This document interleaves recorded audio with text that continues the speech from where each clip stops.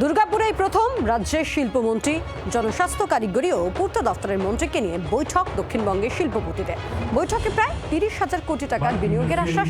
Raniganj industries and trade অ্যাসোসিয়েশনের উদ্যোগে industrial মিটের আয়োজন হয়। শ্যাম মেটালিকের ডিরেক্টর সুমিত চক্রবর্তী জানান, জামুরিয়ায় লৌহ শিল্পে প্রায় 6,000 কোটি টাকার বিনিয়োগ করবেন। কর্মসংস্থান হবে প্রত্যক্ষ এবং পরোক্ষভাবে 3,500 মানুষের। এছাড়াও খড়গপুরে 5,500 কোটি টাকার বিনিয়োগে প্রত্যক্ষভাবে 3,000 কর্মসংস্থান হবে জানান তিনি। খুব দ্রুত শিল্পের খরা কাটবে বলে আশ্বাস দেন শিল্পমন্ত্রী তাপস রায়।